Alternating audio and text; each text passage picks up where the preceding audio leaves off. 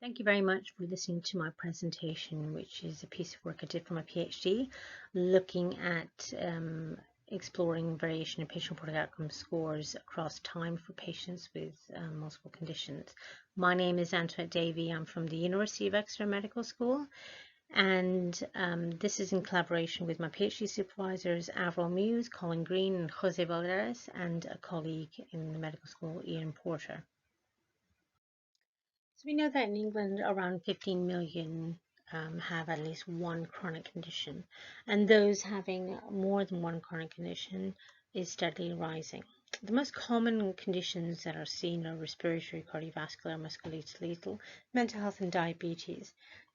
And in primary care, asthma and depression are two of the top 5 conditions that are seen in GP practices. Now, we can use patient-reported outcome measures to monitor the disease progression and actually use it as a diagnostic tool for some conditions, specifically mental health. However, they rely on short and long-term recall depending on the patient-reported outcome measurements that are used.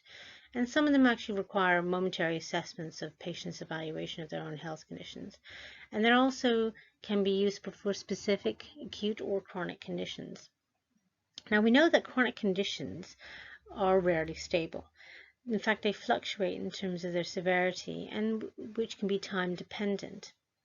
So this was the purpose of the PhD longitudinal study that I'm presenting today, which was looking at tracking the specific conditions and finding out from the patients how they evaluate their conditions and how this may change over time depending on the fluctuations.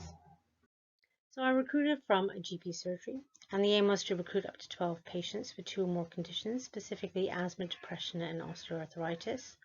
And I used a longitudinal mixed method study design. So what they did was that this was done over a 9-month period, and a week before a semi-structured interview was scheduled with them, they would be asked to complete a set of PROMS, disease-specific PROMS, at different times of the day. And then following that, I would follow this up with a semi-structured interview. This was repeated twice more over a 9-month period, so I was able to collect data for the spring, summer, and winter seasons. In the end, I did over-recruit. I recruited 17 patients with varying comorbidities, but majority were female and over the age of 54. And I used a thematic analysis and my existing conceptual model, which is actually presented here at HSRURK. It's 11497.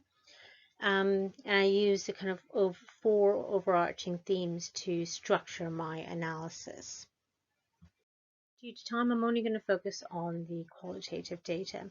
So the moderators were very much individual and environmental factors, which included things like resilience to pain or to symptoms, the personality, comorbidities, family life. And environmental factors were very much the kind of seasons and the social environment, and also their work environment, which impacted on all of these below themes. So very much the determinants were biological rhythms, disease-specific biological rhythms, and also timing and type of health interventions that they use. So a lot of them were talking about medication that they tended to use, but that would wear off depending on the time of day that they've taken it. And of course, then their pain or their asthma symptoms would actually increase, or their mood would drop as well. This impacted on health outcomes and changed their experience of their health. Now, when the psychological health stages had a bidirectional effect on outcomes, which was very much seen by patients, and they could see that actually one would trigger another. And in the end, all of this impacted on their scores, their PROMS scores, depending on the time of day that actually completed these measurements.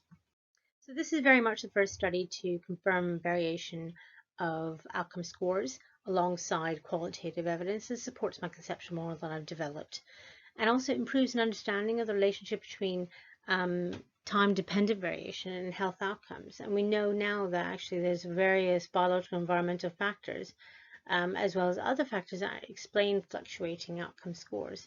And this is actually very important to consider when clinicians and researchers administer PROMS, and can help patients better understand how time affects their condition or their experience of their condition. Thank you very much for listening, and if you have any questions or comments, please add them on the comments below the video or send me an email. Thank you very much. Bye-bye.